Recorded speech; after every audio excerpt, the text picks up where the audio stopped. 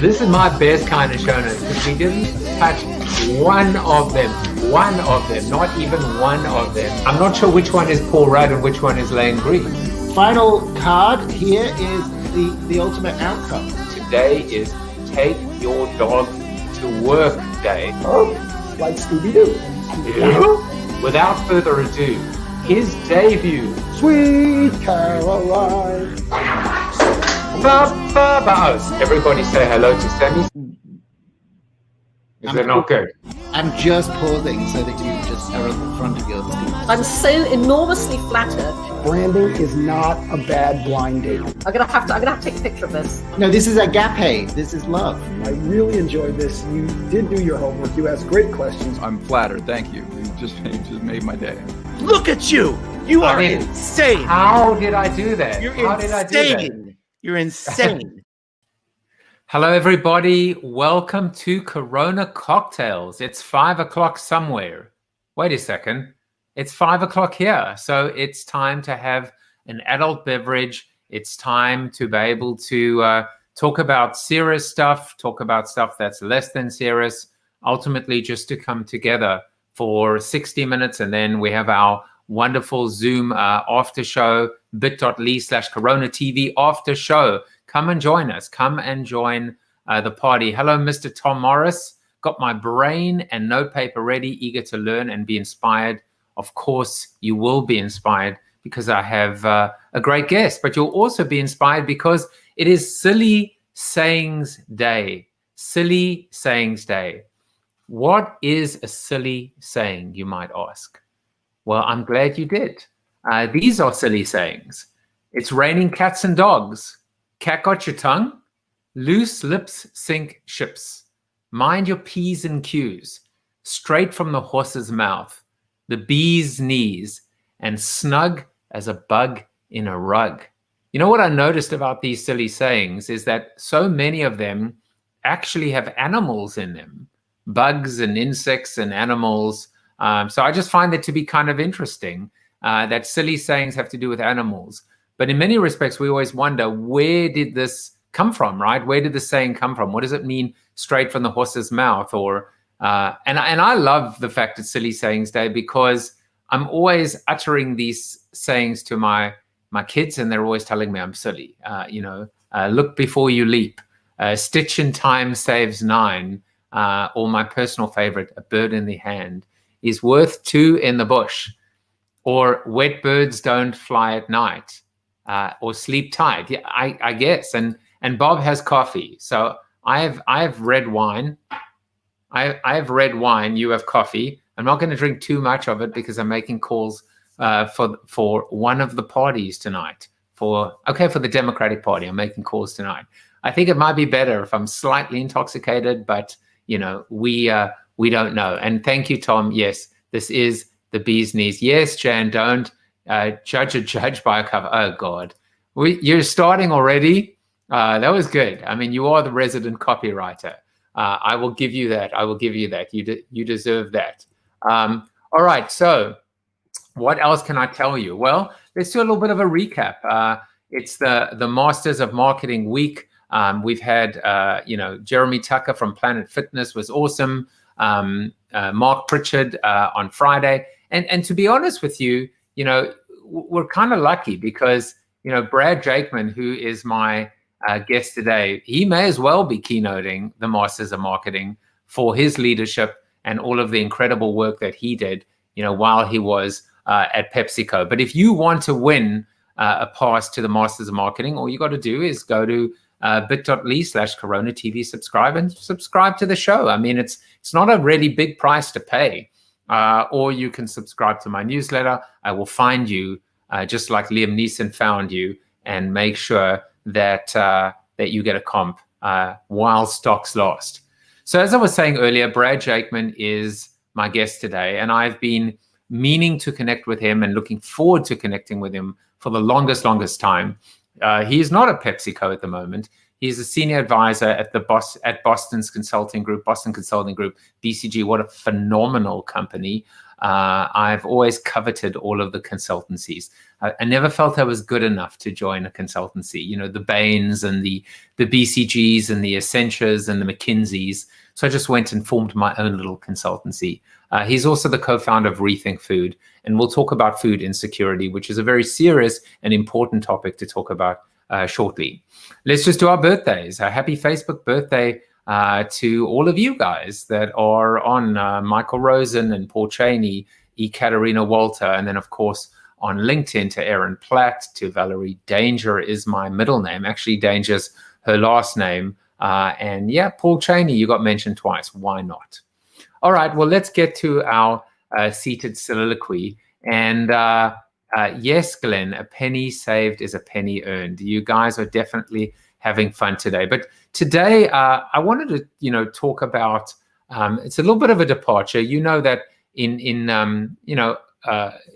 episodes, I generally talk about something connected to my guests. But today, I just felt like I wanted to chat to you because I think it's something that we'll talk about too, but some reflections on the social dilemma. So I finally actually got around to watching this documentary over the weekend on Netflix. It's actually fairly slow, and to be honest, I wasn't overly enamored with the dramatization narrative, and if you've seen it, you'll know what I mean. I used my wife as a bit of a proxy in this case because she's not of the industry. So how would she react to the dark and nefarious insights into social networks and their impact on our children, their mental health, our mental health, and then on a very different note, the roles of these networks in what is essentially the destabilization and unraveling of democracy itself? How's that for a setup? She was actually fairly bored in the first half of the documentary, but towards the end, you could see the light bulb moment, the light bulb explode. As the show concludes, we hear the statement: the fabric of a healthy society depends on us getting off this corrosive business model. And spoiler alert, a Matrix-like reveal. But it's really when the credits are rolling that, in my opinion, the most powerful punches are delivered. And I'll give you a few of these verbatims from some of the people that were interviewed. I feel like we're heading towards dystopia, and it's going to take a miracle to get us out of it. I've uninstalled all the social media apps from my phone. I've turned off all notifications, and so should you. Never accept a video recommendation from YouTube. Before you share, consider the source, fact check, do that extra Google. If it feels like something pushing your emotional buttons, it probably is. Make sure you get lots of different information in your own life. Many people in the tech industry don't give these devices to their own children. My children don't use social media at all. We're zealots about it. We're crazy. We don't let our kids have really any screen time. Here are my 3 simple rules for kids. Number 1, all devices out of the bedroom at a fixed time every night. Number 2, no social media until high school. Number 3, work out a time budget with your kid. And amidst all of this, my wife missed the real enemy that was hiding in plain sight of the manipulation engines, the financial incentive that perpetuates the existing system. Yep, you guessed it, advertising. Always comes back to advertising, don't it? Well, I wonder what he would have to say about it. I have to ask him. How could I not ask him? I'm talking, of course, about Brad Jakeman. Brad Jakeman has a passion for challenging the status quo and building world-class brands. He's currently senior advisor at Boston's Consulting Group, at BCG. He's also the co-founder and managing partner of Rethink Food, a social impact venture fund focused on supporting entrepreneurs who are building businesses and technologies that expand access to healthy foods and beverages. For the past 7 years as president of PepsiCo Global Beverage Group, Jakeman led global category strategy, brand building, design, advertising, marketing, innovation, and branded content for PepsiCo's global portfolio of beverages, which includes 10 of PepsiCo's $22 billion brands. Join with me by saying Wow. Or maybe I should use Keanu Reeves. Whoa. Advertising Age named him one of America's top 50 marketers. In July 2015, he was named Advertising Person of the Year by the Ad Club of New York. Brad currently sits on the boards of the Humane Society of the United States, Reporters Without Borders, and is the co-chair of the board of the LGBT Center. A man who does good, a man who is good, and a man who is my guest on the show. Welcome, Brad Jakeman. Wow, you're hired. You're officially my publicist, Joseph. That was the best introduction I think I've ever had.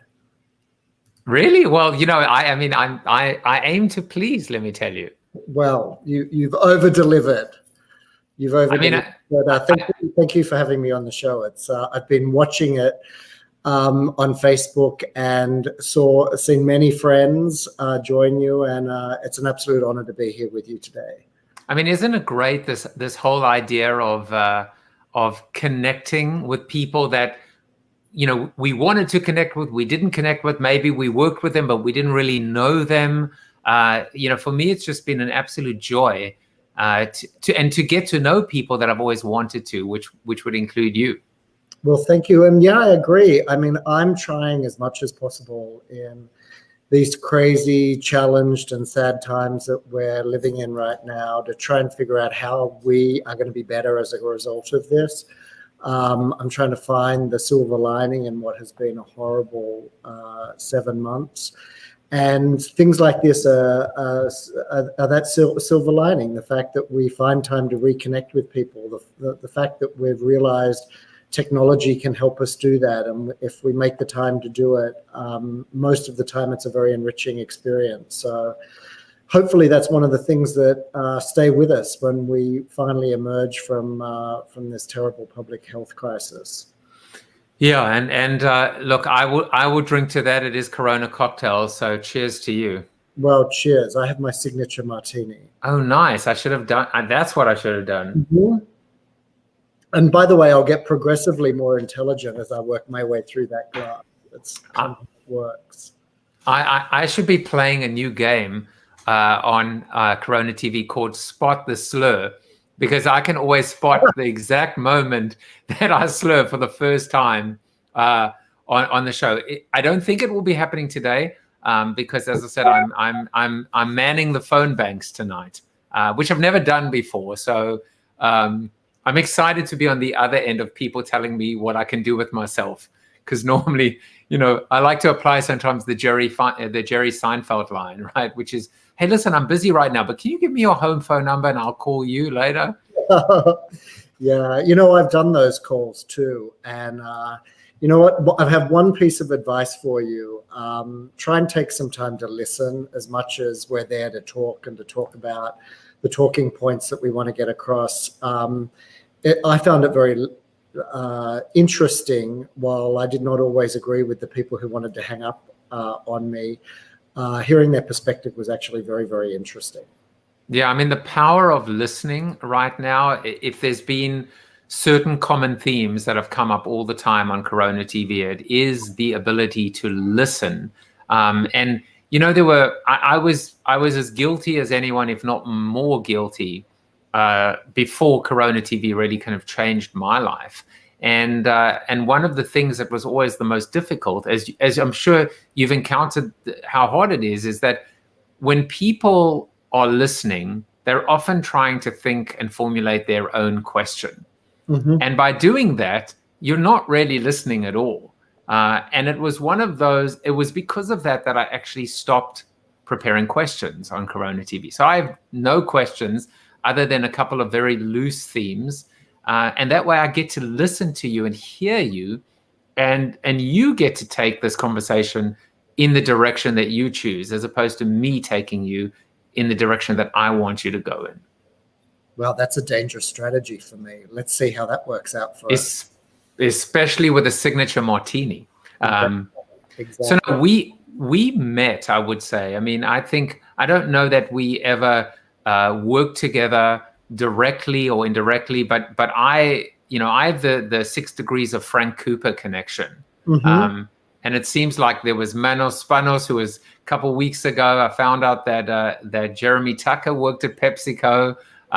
So I was thinking, is it 6 degrees of Frank Cooper or is it 6 degrees of Brad Jakeman? Which one is it? Frank Cooper is way more connected than me. He is the centrifugal force for sure. I would put money on that. Tom says common themes on Corona TV: listening, paying attention, purpose, red wine, community, philosophy, red wine. I mean, I disagree with you. I wouldn't put philosophy in there. I would have put a third red wine. But you know what? He is the philosopher. But now let's talk about that, Brad. We connected through our I think joint rage against the machine and political leanings. So much has changed. So much has happened from those interactions in March and April. One of the questions that I heard when I was listening to a podcast going on a run a couple of months ago was, has your worldview changed at all? Has anything that you held true coming into COVID changed, going through it and now where we are right now? And as it relates to politics, as it relates to relationships, I'm just curious as to how it's changed you, or quite frankly, if it's just, you've doubled down on your convictions and what you believe in. No, I think what has changed, and it's not a COVID, let's talk about the period of COVID, which encompasses a whole bunch of economic and societal challenges that we've had to face. Racial injustice, an acute public health crisis out of control and unmanaged, an economic downturn as a consequence of that, with record unemployment numbers and so on and so forth. It has truly been an amazing time, and these times bring out the best and the worst of people in society. And I think if I take each of those, I think what surprised me, and I'm ashamed to say it surprised me, because I think it comes from my position of being a white male of privilege.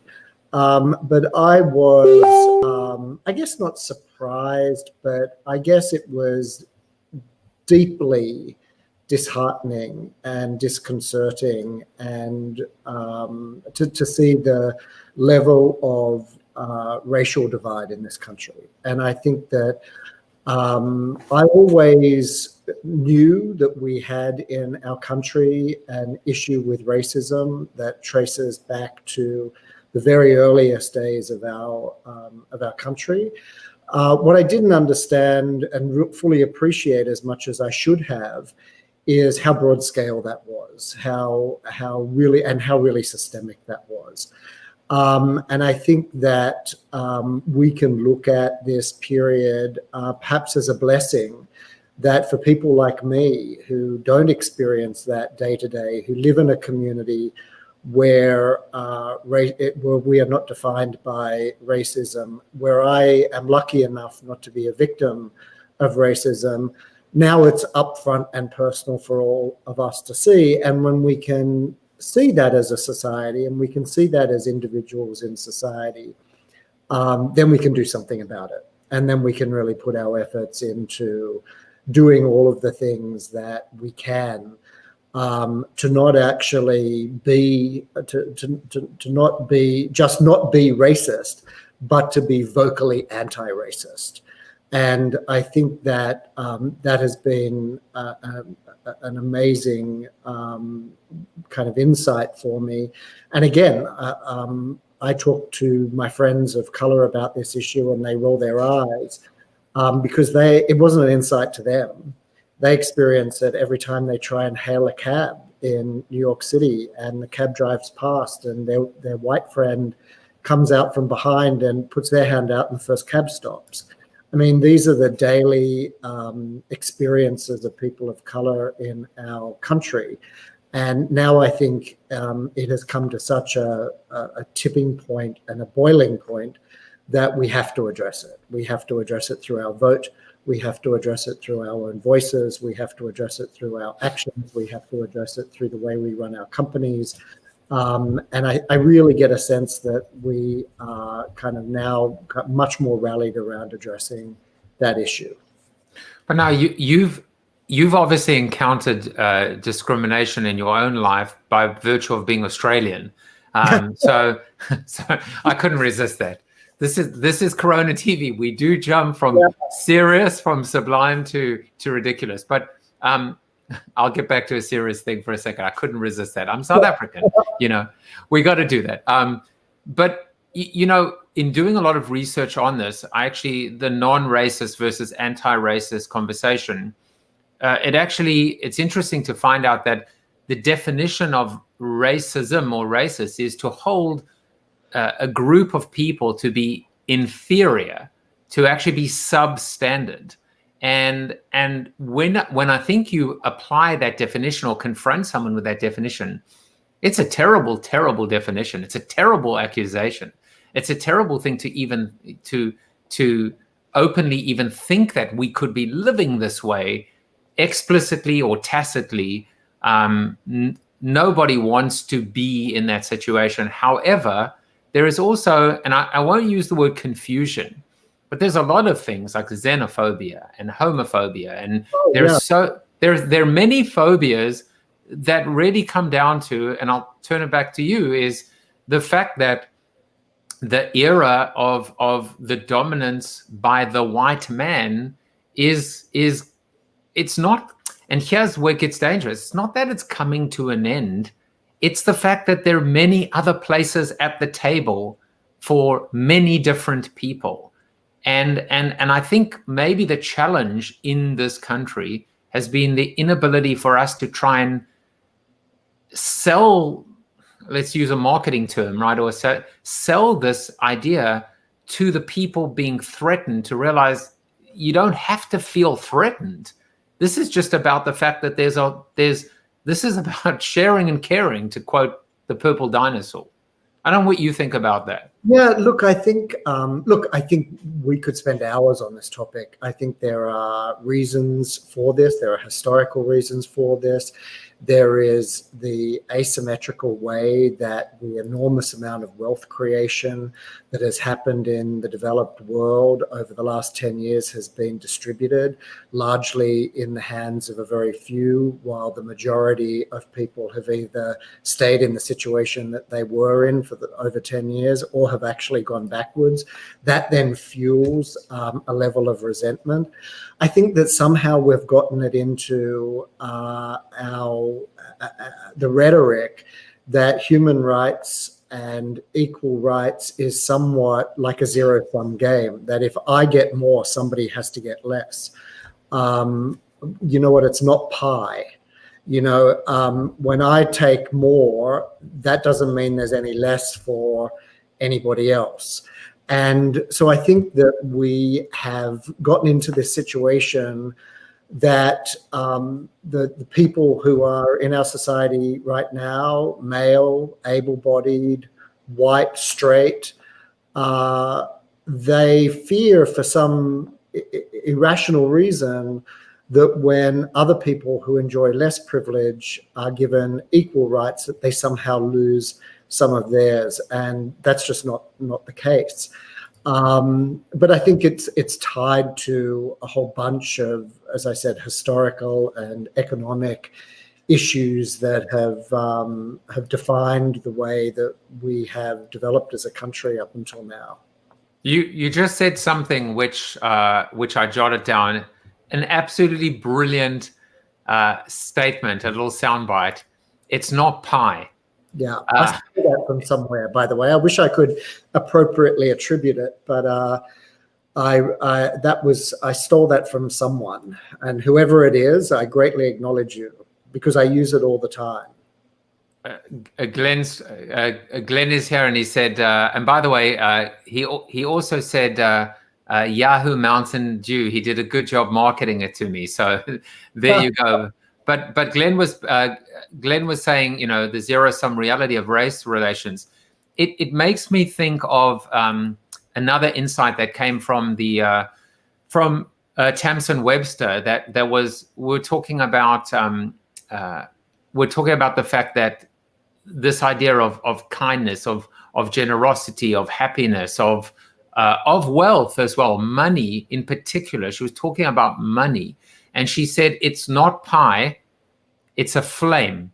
And when I give my flame to you, my flame doesn't go out. It just adds more light to the world. It was a beautiful analogy to rethink from the pie and the zero-sum aspect to a flame. And I think if we started thinking about wealth, because of course, wealth doesn't have to be measured in monetary aspects. It can be measured in so many intangible and maybe arguably more valuable metrics. Right. And look, I think not to oversimplify and give a simplistic solution to what is obviously an extremely complex, deep-rooted societal challenge we have. But I go back to the listening thing. You know, I did something during COVID that was incredibly useful to me. I was attacked on Twitter, as I often am, by random people who don't know me, don't know what I stand for, but kind of interpret something. And I mean, the platform has sadly devolved into the greatest platform for hate speech that has ever existed, in my humble opinion. And I was attacked on an issue around gun ownership. And I think I talked about, and I have very liberal views as it relates to guns because I didn't grow up in this country. I don't understand what gun ownership means in terms of the culture of this country. And this gun owner attacked me. I went on Twitter.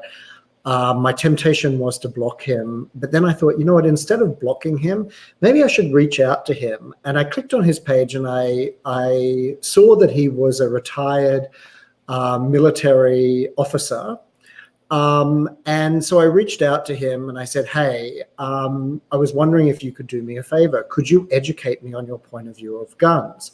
And can we continue that conversation as things unfold, because I really want to learn about your perspective. I probably will never agree with it, but at least I would like to be able to reconcile in my mind that it's okay not to agree with something, but it's much easier not to agree with something when at least you get a sense that it was formed through some sense of logic and experience and belief and so on and so forth. And so we had that conversation. It was incredibly fulfilling. It drove me nuts because I didn't agree with anything that he said. But you know what? I understood what his point of view was. And he took the time to explain it to me. I took the time to explain my position to him, and all over DM on Twitter. And it was an incredibly fulfilling experience. I learned more about that issue from him than I could have learned from hours of talking to people who are in my own echo chamber. In many respects, you know, and this takes me back to my strategic planning days. I feel like I'm back in ethnographic, you know, focus groups or qualitative studies, because I'm learning so much about people. I'm learning so much about myself. I mean, even my post today saying that I get to see, because I've hit my maximum. Someone asked if it's a humble brag that I've, you know, the maximum of 5,000 friends on Facebook. And I said, not at all. But I get to see whenever anybody unfriends me, because it goes from 5,000 to 4,999. And at least I get to see, am I saying something that resonates, but certainly with only maybe 50% of the people. But what I also noticed is that my fear is that I'm losing the diverse perspective, at least of another side, where I can have at least a respectful, real conversation, even if I don't agree with anything the person has to say. 100%. We are. And again, this is another topic we could spend hours on. Sure. We communicate with each other on platforms that don't enable conversation. They enable a series of monologues at each other. And I think that's a really big challenge that we face. And we seem to have lost the respect for a different perspective. And those of us who have built our careers in marketing, shame on us, because one of the things that we should be expert at versus any other profession or person in the country is empathy. And we should be trying, where possible, to understand a point of view. Now, where possible, I mean, there are some things that happen on social media and are said in a context that don't deserve a response, that they are so baked in hate and so baked in ignorance that you have no hope to engage in. And that's where the kind of the block function becomes your friend. But in most instances, I would say, I'm really trying to understand the perspective of somebody else and try and maintain some level of respect for them in holding that perspective. There's another saying, your point of view is informed by your viewpoint, your viewing point. And so I think that how we see the world and from what perspective we see the world drives our point of view. So let's start by understanding that as a platform. And look, I am as guilty of it as the rest of us. The things that are happening in parts of our society now challenge the fundamental notion of decency in many respects. And it's so easy to launch into kind of social media tirades. I've tried to actually recently moderate myself, because all I was doing was kind of screaming into an echo chamber of people with similar points of view. And that's not helpful. That's not helping anybody. It may have some cathartic effect for me, but it's really not helping anybody. So I've tried not to do that. And instead tried to focus on more positive things, like encouraging people to get out and vote. We have 3 weeks until one of the most consequential elections in the history of our country. Participate in that. You forfeit your right to comment on the outcome when you don't participate in that process. So I've been putting all of my energy into something kind of that can drive positive behavior. Amen to that. By the way, Tom has a book recommendation. He said the best book on the gun issue, God and Guns in America, by his friend, philosopher Michael Austin. Thank you, Tom. Awesome.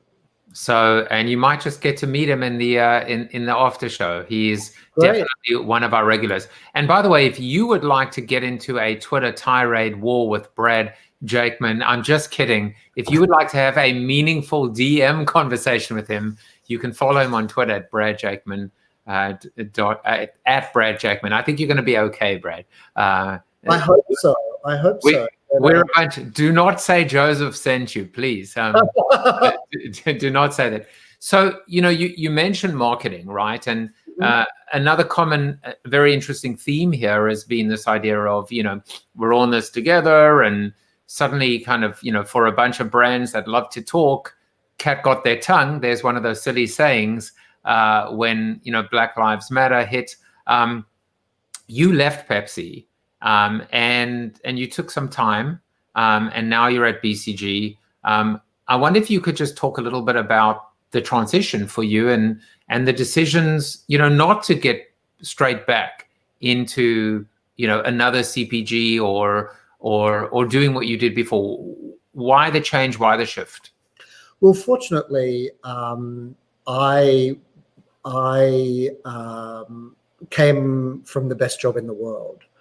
From a company that was led by the best CEO in the world.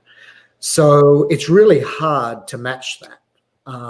When you try and think about going to a company, and will it be led by somebody as insightful, as compassionate, as smart, and as socially minded as a CEO like Indra Nooyi.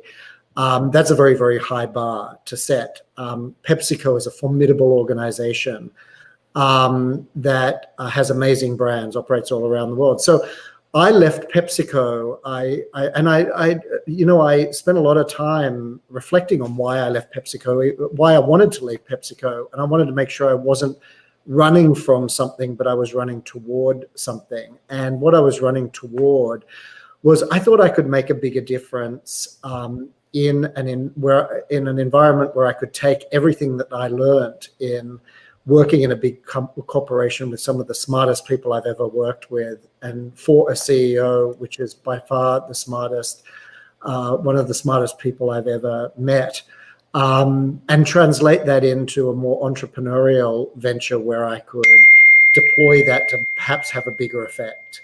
And that's why I started the venture fund, Rethink Food, because I saw upfront and personal the challenges of being able to have a food supply that was healthy, nutritious, convenient, and affordable, and being able to do that within the current legacy system, and how challenged that was. And I decided that there was a way for us to be able to solve that by supporting, through our expertise and through our checkbook, entrepreneurs who are creating better solutions to bring down the cost of those foods that some of us have access to at places like Whole Foods, but most of us don't, because we live in communities that in some instances don't even have a grocery store, that have a convenience store where people get their food.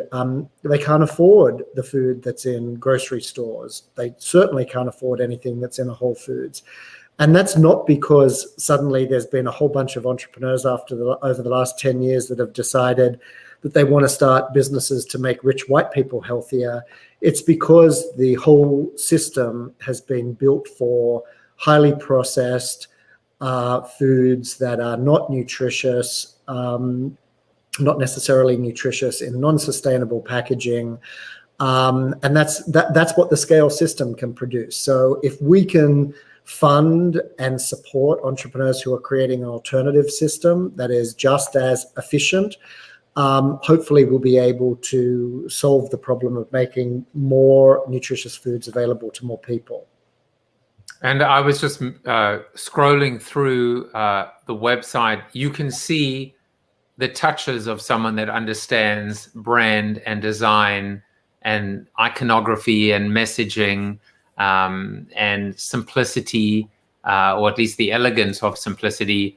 I would imagine also it's very easy for you to reach out to probably what would be called FOB, which is Friends of Brad, to be able to co-opt people to join the cause and join the fight and join the mission, and transcend the mundane, right, and the transactional and the day-to-day. It's got to be really easy. And also, our proposition to entrepreneurs is the least important reason to come to Rethink Food is because of our checkbook. In the VC, the world doesn't really need another VC. There is a huge amount of money that is available to entrepreneurs, albeit entrepreneurs who aren't particularly diverse on a number of factors. If you are a Black woman, you find it disproportionately harder to get VC funding. That's a well-known fact. And we have a lens specifically on sourcing, supporting diverse entrepreneurs.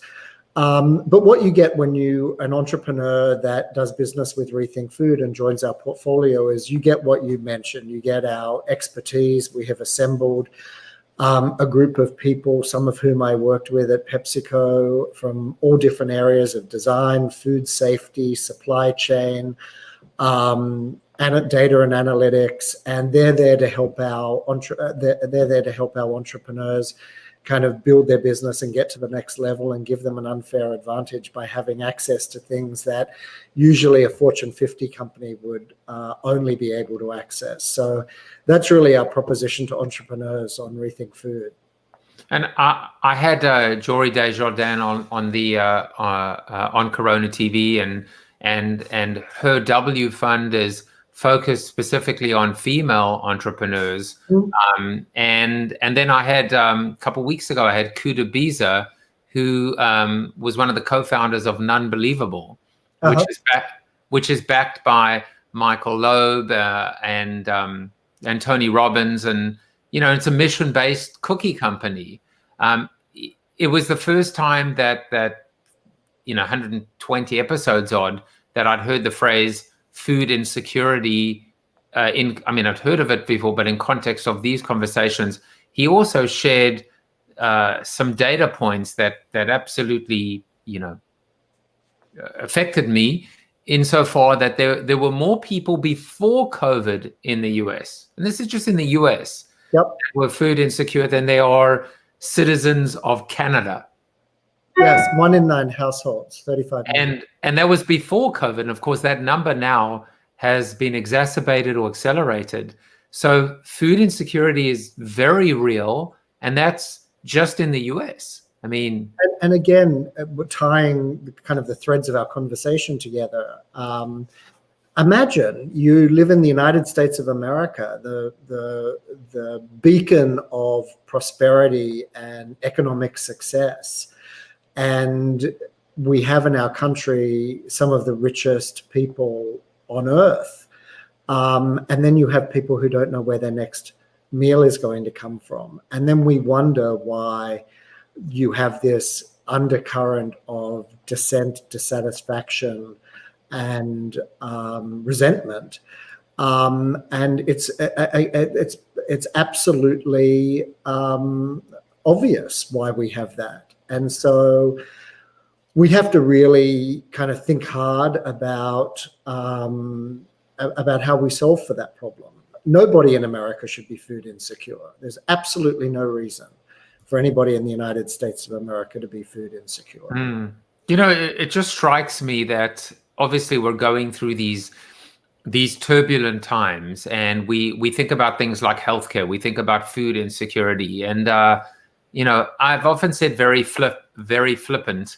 I generally take my guest cue. If they swear, I swear. If they don't, I don't. But let's just say I'll be more alliterative. You don't mess with Maslow. You don't mess with that bottom of the pyramid. And when we think about things like the clothes we wear, a roof over our heads, food to eat, being healthy in healthcare, these are table stakes now in terms of playing the game of humanity. And I think that's where it has to unite us all to be able to say, let's get all of these things right, and then let's worry about the pie. But for now, let's focus on the flame, for God's sake. Exactly. No, exactly. As you said, this is the United States of America, the richest country on earth, the most prosperous country on earth, the source of some of the greatest wealth on earth. Nobody in this country should be food insecure. It's shameful. We need to address it. It is a problem that will manifest itself in a whole bunch of ancillary ways that will directly impact the health of our society as a whole. And so we have to solve that. Now, in addition to everything, obviously, I mean, if you weren't doing enough in terms of food insecurity, let's talk a little bit about your connection with the Humane Society. And you can see obviously my background. There it is. That's from. Let me just make it a little bit bigger. That's from the website as well.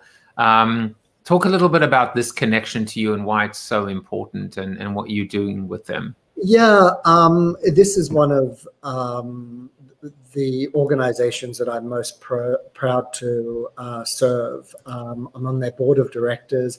It is the largest animal welfare organization and the most global in the world. We cover everything from farm animals all the way through to domestic pets and wildlife. We do extraordinary things to change the welfare of animals. And you might ask, well, why is the welfare of animals in the backdrop of what we are dealing with of a society? Go back to the issue that we just talked about of people being food insecure. Who gives a damn about animals? Well, you know what? I view how we treat animals as a bellwether for how healthy we are as a society, how empathetic we are as a society, how compassionate we are as a society, and how humane we are as a society. And so I think improving that is going to have a multi-dimensional impact on the health and well-being of our society. Well, there's no question. And actually, I remember towards the beginning of COVID, my consultancy, the HMS Beagle, we did some pro bono work for startups that didn't have the budget and that were plunged into some kind of chaos, like all of us. And we worked with a pet related startup, and what we saw some amazing data points, right? Which is pet adoption was at an all-time high. And what we realized is that every animal is a service animal. Mm-hmm. That was the insight. That was our insight, right? Every animal today, every pet is a service animal because of our need for mental health strengthening and support. Yes. And so I think it works. It works two ways, actually. We take care of them, they take care of us. Absolutely. And then, I mean, I've learned so much on this board. I mean, I spend a lot of the board presentation kind of like this because of the horrific practices that we have to discuss, that we inflict on animals. And we're not a radical, purist organization. We deal with fundamental rights of animals and the fundamental kind of elements of society that drive compassionate outcomes to animals and to humans. And so some of the things that I've had my eyes open to, I mean, you just scratch your head. I mean, I learned about this practice called horse soaring. Have you ever heard about horse soaring? I don't know that I want to. Essentially, they put plastic bags over the front hoofs of horses, and in the bottom of the plastic bag is acid. Oh, God. And when the horse puts pressure on its front hooves, it causes it to lift up, and it forms that kind of pretty little dance that you see horses do. And that entertains crowds of people who clap and say, wow, isn't that pretty? Meanwhile, you have an animal who's getting the soles of its hoofs burnt from acid. Like, let's think about what type of society we have where we do that and we're entertained by that. And then think about, if we did that to horses, like what might we do to people who going back to the point that you said earlier, who might be different than us and we think are kind of lower somehow in the system to us? Might we do something to them? I mean, I'm just shocked by some of these practices, and I think when we end them, animal welfare will absolutely be a positive outcome, but so too will a kind of a stronger, more compassionate and empathetic society. Jen actually asked, you may not know the data point, but I mean, it's also interesting culturally, right? Which is, it used to be, you remember the whole idea of throwing red paint on fur coats. I don't even know if they are fur coats anymore. I guess they are. But he asked, what's the data or trend in fur sales globally? I think I don't know the exact data, but based on some of the work that we've done in the United States with major retailers like Macy's and more recently Nordstrom, who have announced that they will no longer sell fur products in their stores, coupled with the greater awareness from the consumer perspective of just how unnecessary and inhumane the practice of fur farming is, I imagine it to be going down.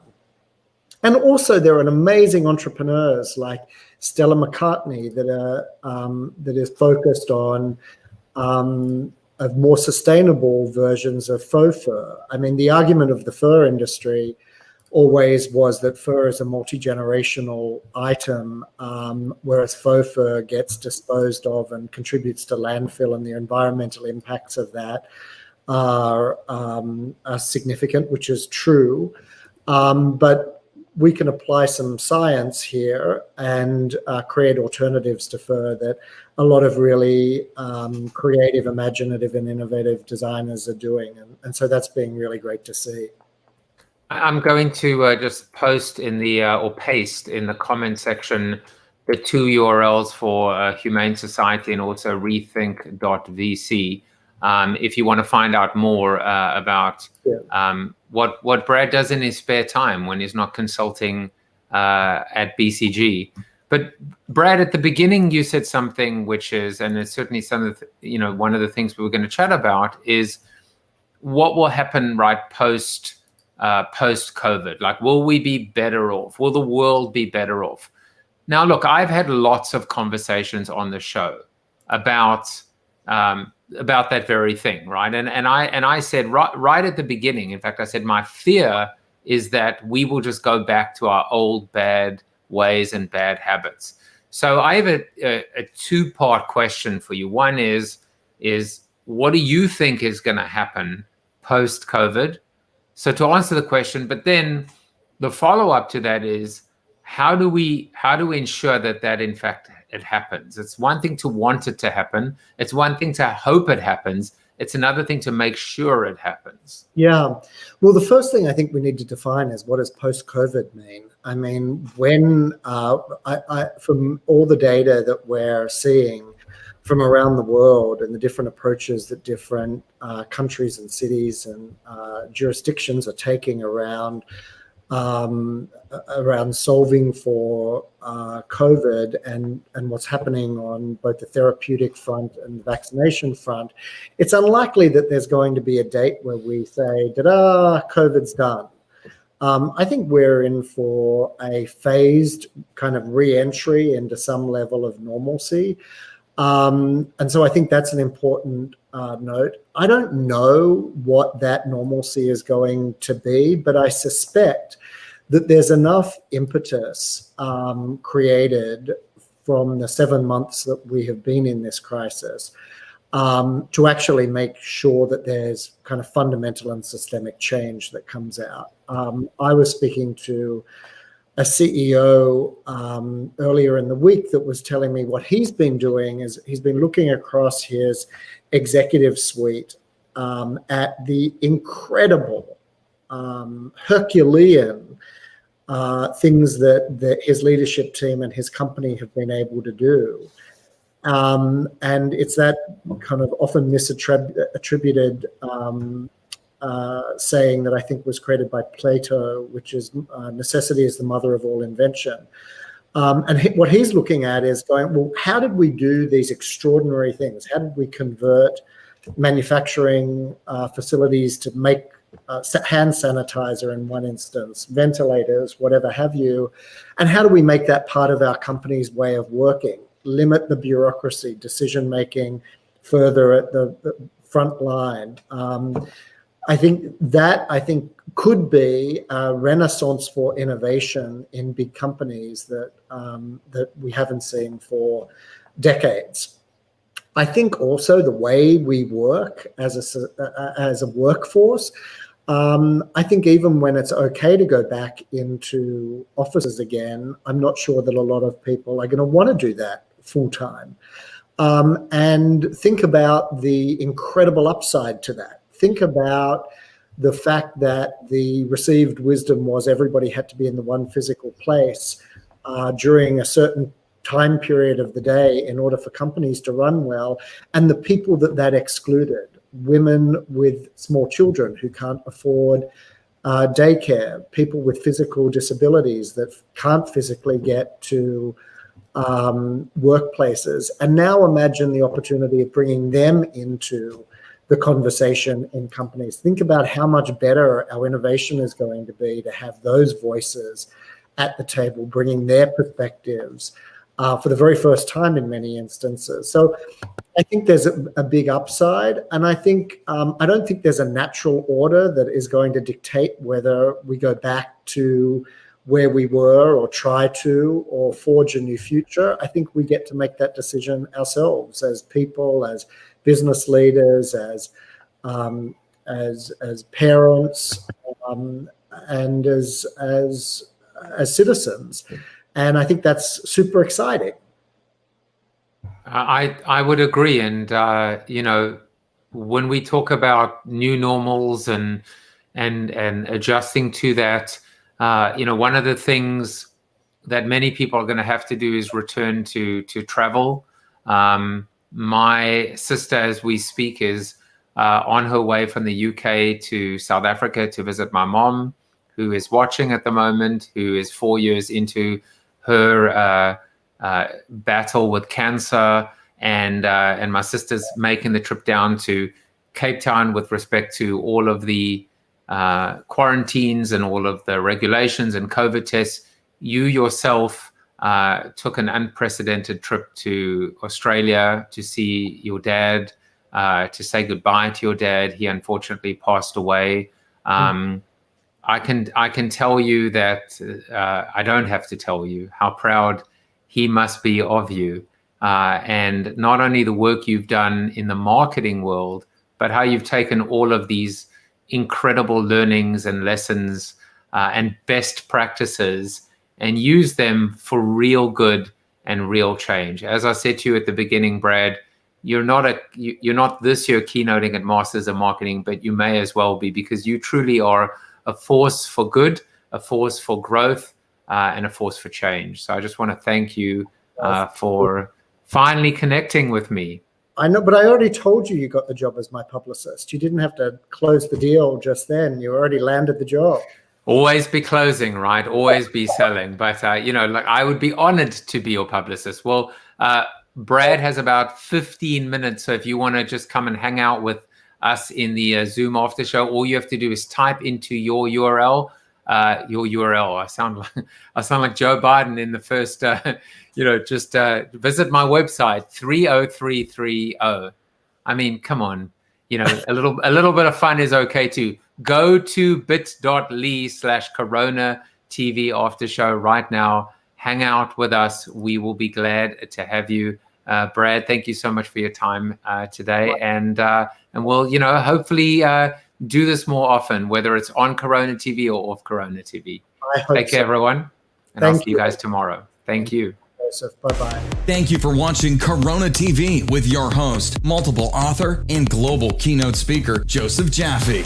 Corona TV is the show about hope, positivity, optimism, and if there's time left over, a little bit of marketing. The after show on Zoom starts right now at bit.ly/Corona TV After Show. If you like the show, tell a friend or two. Please subscribe to the show at CoronaTV.show. And if you want to get inside news, previews of upcoming guests, and much more, text Corona TV to 66866 or visit josephjaffe.com/subscribe to sign up for the show's newsletter. And despite the best ministrations of your wife, you still look ugly.